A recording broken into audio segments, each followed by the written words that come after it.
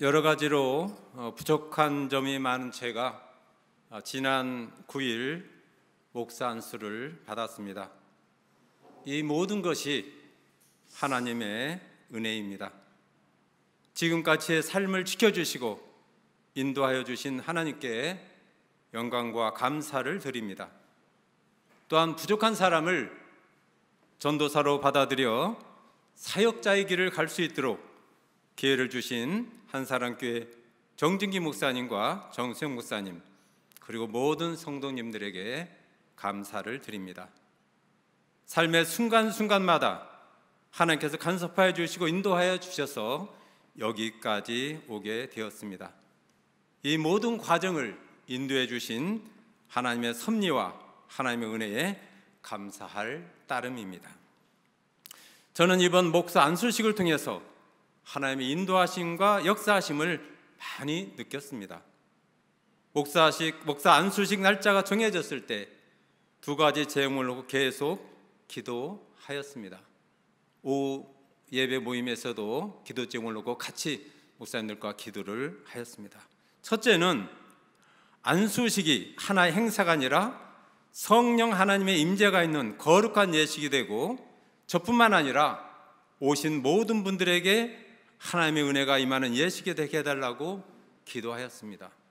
둘째는 그 주간에 무더운 날씨가 계속되고 있었는데 안수식 날은 하늘을 구름으로 덮어주셔서 오시는 분들이 너무 덥지 않도록 하게 해달라고 기도하였습니다. 안수식 날 차를 타고 안수식 장신 침례신학교를 향하는데 신기하게도 전날까지는 구름 한 점 없이 더웠었는데 하늘이 구름으로 덮여 있었습니다. 저는 차를 타고 가면서 얼마나 감사하고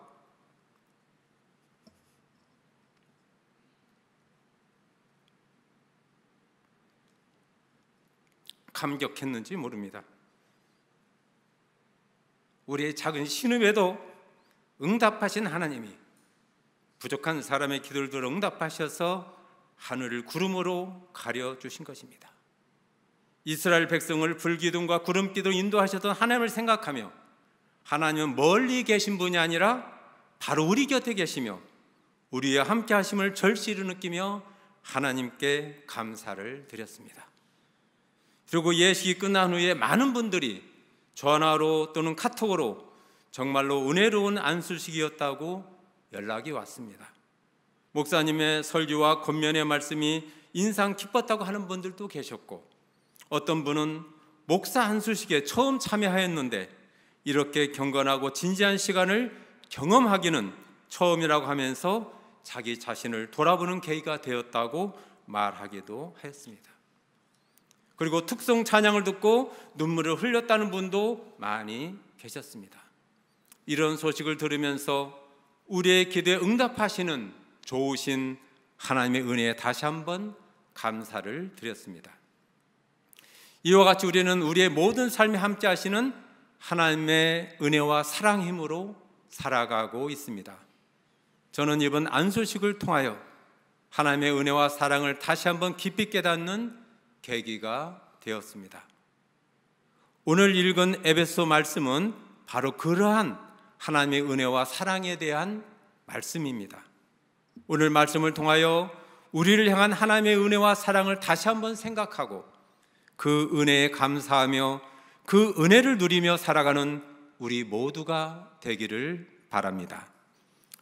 에베소서는 바울이 로마 감옥에 있을 때 에베소 교인들에게 보낸 편지입니다. 에베소 교회는 바울이 3년간 머물면서 힘을 다하여 세운 교회였기 때문에 더 깊은 관심의 대상이 되었습니다. 당시 에베소 교인들은 복음을 듣고 믿었음에도 불구하고 자신들이 하나님의 백성이라는 분명한 자기 정체성을 갖지 못하고 여전히 이방인의 그릇된 사고방식과 생활 양식을 완전히 벗어나지 못하고 있었습니다. 그래서 바울은 이 편지를 통하여 에베소 교인들에게 그들이 이미 구원을 받았음을 상기시키고 구원의 영광을 깨닫게 하여 그들로 하여금 분명한 자기 정체성을 갖고 구원에 합당한 삶을 살도록 권면하기 위하여 이 편지를 쓰게 된 것입니다. 오늘 읽은 에베소 2장 1절에서 10절까지의 말씀은 하나님의 구원을 단계적으로 설명하고 있습니다. 먼저 1절에서 3절까지는 구원받기 전에 비참한 상태를 설명하고 있습니다. 1절에 보면 허물과 죄로 죽었던 너희라고 말하고 있습니다. 여기서 죽었다는 말은 영적으로 죽었다는 말입니다. 영적으로 죽었다는 것은 하나님과의 관계가 단절되었다는 것입니다. 죽은 사람의 특징은 감각이 전혀 없다는 것입니다. 그래서 그들은 하나님 일에 대한 감수성이 전혀 없습니다. 왜 교회에 가야 하는지, 왜 예배를 드려야 하는지를 전혀 알지 못합니다. 예수님이 누구신지에 대해서도 전혀 관심이 없습니다. 우리가 바로 구원받기 전에는 그러한 모습이었습니다. 이러한 모습을 성경은 살았으나 죽었다고 말하고 있습니다. 사람은 하나님을 떠나면 세상 풍조를 따르게 되어 있습니다. 2절입니다. 그때 너희는 그 가운데서 행하여 이 세상 풍조를 따르고 공중의 권세 잡은 자를 따랐으니 곧 지금 불순종하는 아들들 가운데 역사하는 영이라. 세상 풍조를 따른다는 것은 모든 사람들이 말하는 대로 살아가는 것을 말합니다. 성경 말씀대로 살아가는 것이 아니라 세상 사람들이 말하는 대로 살아가는 것입니다. 또한 공중의 권세 잡은 자를 따라간다고 말하고 있습니다. 공중의 권세를 잡은 자는 불순종의 아들들 가운데 역사하는 영인 사탄을 말하고 있습니다. 성령을 따라가는 것이 아니라 사탄을 따라가게 되는 것입니다. 3절에서는 전에는 우리도 다 그 가운데서 우리의 육심을 따라 지내며 육체와 마음이 원하는 것을 하여 다른 이들과 본질상 진노의 자녀였더니라고 말하고 있습니다. 육체와 마음이 원하는 것을 따라 산다는 것은 생각나는 대로 사는 것을 말합니다. 오늘날 많은 사람들이 이렇게 살고 있습니다. 우리도 구원받기 전에는 이렇게 살아왔습니다. 이것이 바로 하나님을 떠난 인간의 모습인 것입니다. 생명의 원천이신 하나님을 떠나면 세상 풍조를 따르고 공중의 권세 잡은 자를 따르며 육체와 마음이 원하는 대로 살아가게 됩니다. 그래서 구원받기 전의 모습을 3절에서는 본질상 진노의 자녀였더니 라고 말하고 있는 것입니다. 이 말은 마땅히 진노를 받아야 하는 존재라는 것입니다. 어느 누구도 이 허물과 죄로부터 자유로운 자는 아무도 없습니다. 이것이 인간의 본질적인 모습입니다. 그런데 하나님께서 이런 우리를 살리셨습니다. 4절과 5절입니다. 긍휼이 풍성하신 하나님이 우리를 사랑하신 그 큰 사랑을 인하여 허물로 죽은 우리를 그리스도와 함께 살리셨고 너희는 은혜로 구원을 받은 것이라.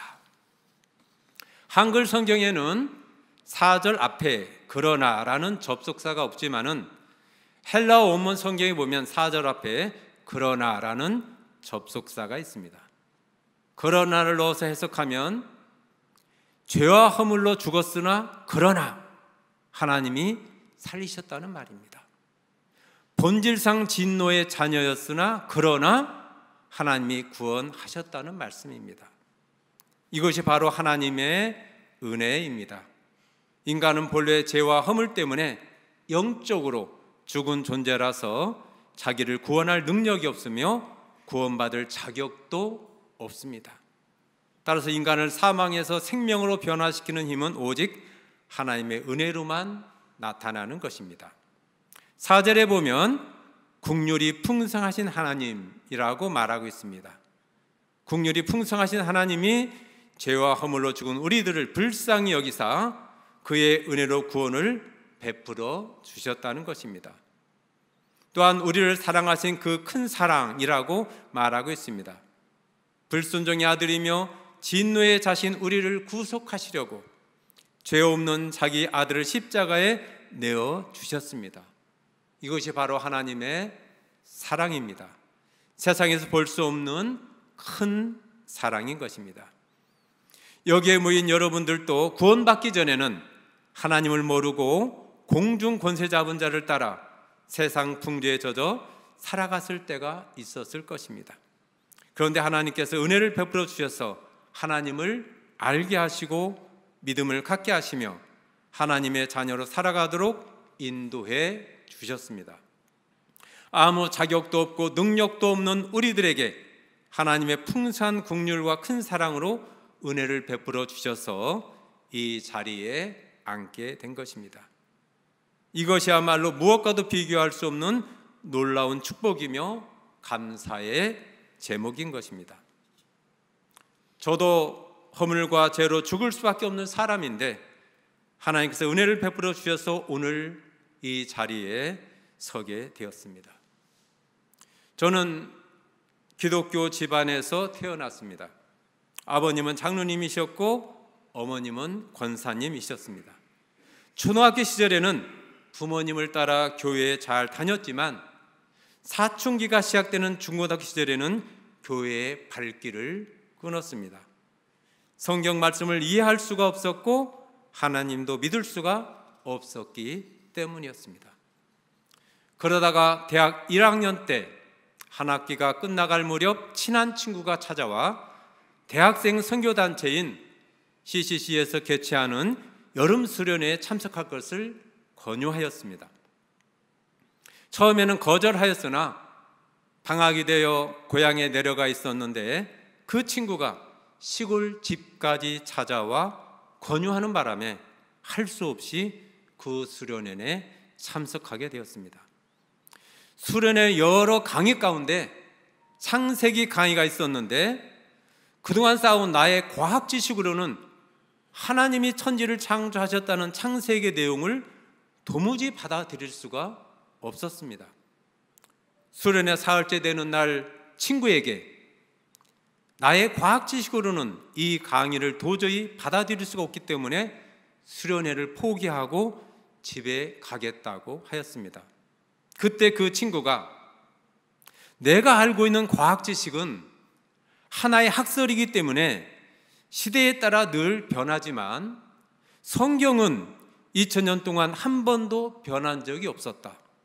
변하는 과학 지식을 가지고 변하지 않는 성경을 비판할 수 있느냐라고 말했습니다. 듣고 보니 친구의 말에도 나름 일리가 있다고 생각이 되어 집에 가려는 마음을 접고 수련회에 계속 참여하였습니다. 수련회 마지막 새벽 기도 시간에 다른 학생들이 열심히 기도하고 있기에 기도하는 방법은 몰랐지만 분위기 때문에 어쩔 수 없이 무릎을 꿇고 눈을 감고 있었습니다.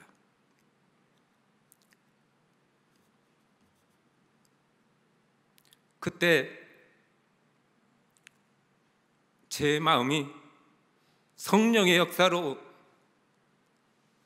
뜨거워지며 예수님이 제 심령 깊은 곳에 들어오셨습니다. 그동안은 예수님을 공자, 석가와 같이 4대 성인 중에 한 사람으로만 알았는데 예수님이 4대 성인이 아니라 나를 살리기 위해 십자가에서 돌아가시고 부활하신 나의 구주라는 사실이 확실히 믿어지며 그동안 예수님을 부인하고 살아온 삶에 대한 회개와 함께 뜨거운 눈물이 쏟아져 나왔습니다. 나도 모르는 어떤 강력한 힘이 나를 사로잡고 있음을 느낄 수 있었습니다.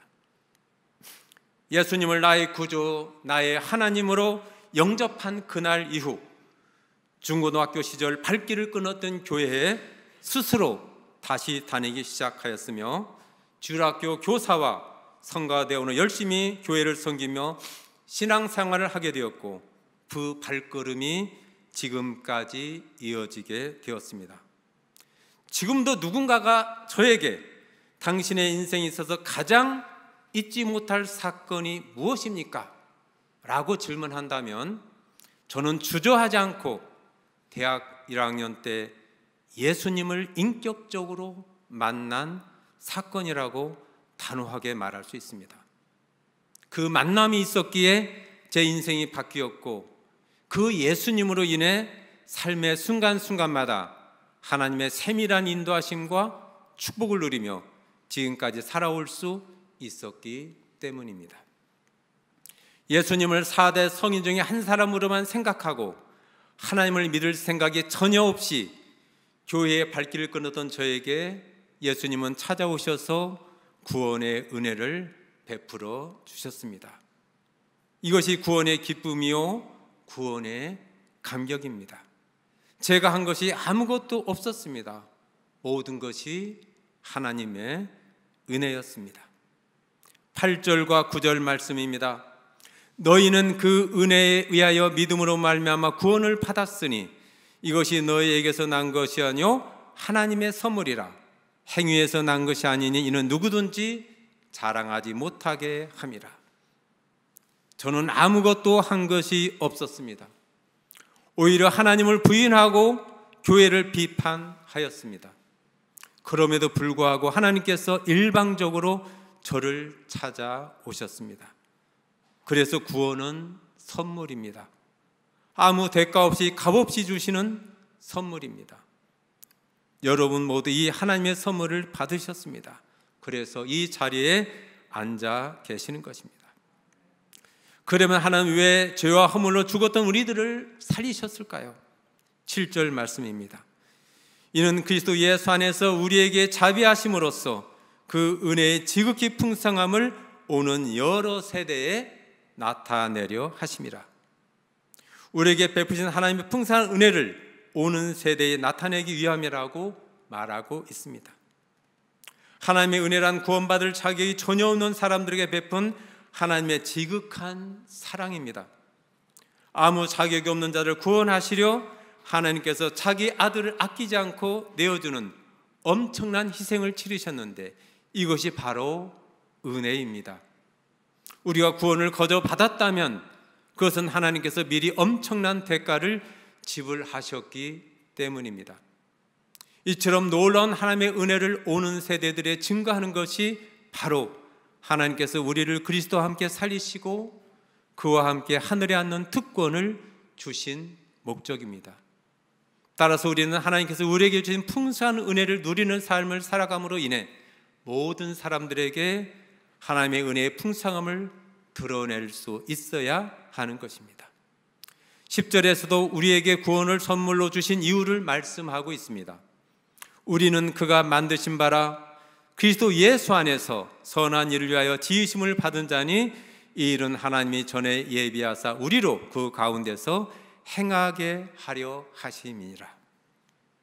10절 말씀을 표준 세번역 성경에는 이렇게 표현하고 있습니다. 우리는 하나님의 작품입니다.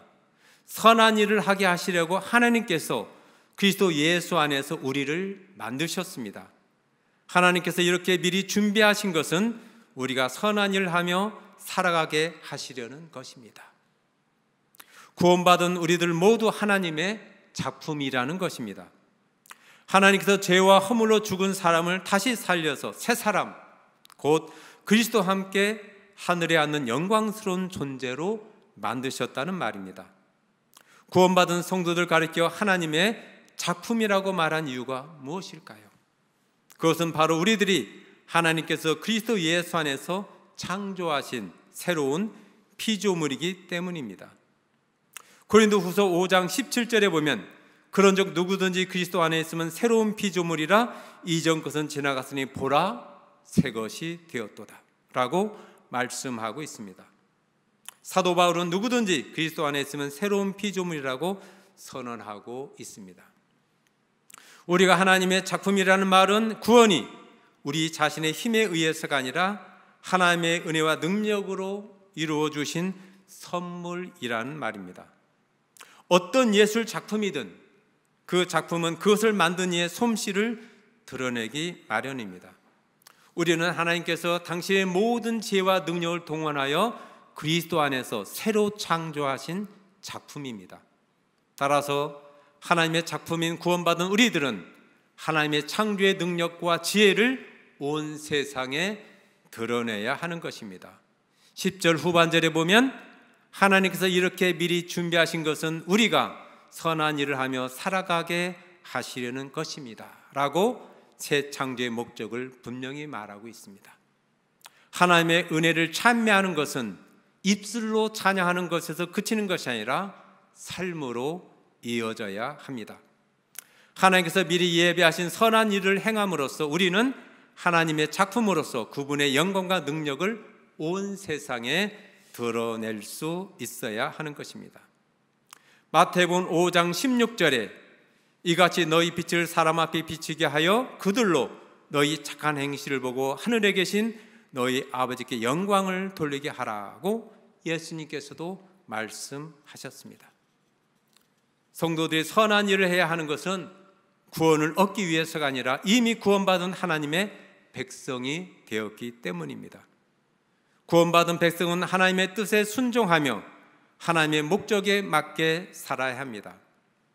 우리를 새로운 피조물로 창으신 하나님께서는 성도들이 선한 일을 행하시기를 간절히 바라고 계십니다.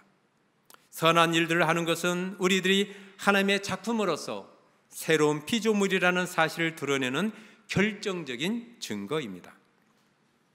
그렇다면 구원받은 우리들은 어떤 삶을 살아야 할까요? 과거에는 세상 풍조를 따르는 삶이었다면 이제는 하나님의 부르심에 합당한 삶을 사는 것을 말합니다. 과거에는 공중의 권세 잡은 자를 따라 살았다면 이제는 성령님을 따라 사는 삶을 말합니다.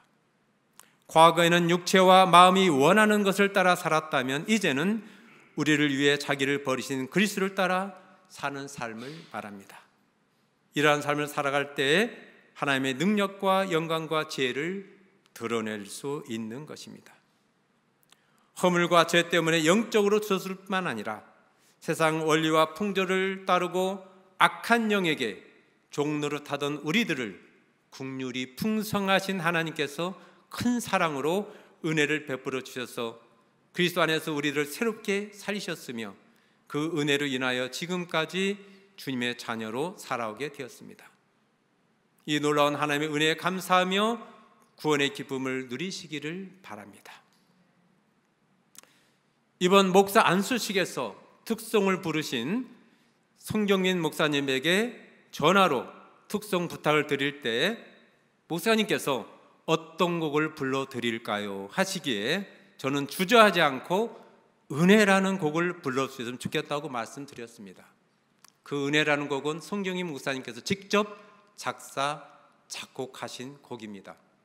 송경민 목사님, 제가 전에 교회에서 대학부 부장으로 섬길 때 청년부 부원으로서 같이 활동해서 잘 알고 있는 목사님이십니다. 지금은 찬양 사역자로 활발하게 활동하고 계신데 제가 이 찬양을 부탁드린 것은 지금까지의 제 삶을 돌아볼 때 하나님의 은혜가 아닌 것이 하나도 없었기 때문이었습니다. 찬양 가사 2절 일부만 보겠습니다. 내가 이 땅에 태어나 사는 것, 어린아이 시절과 지금까지 숨을 쉬며 살며 꿈을 꾸는 삶, 당연한 것 아니라 은혜였소.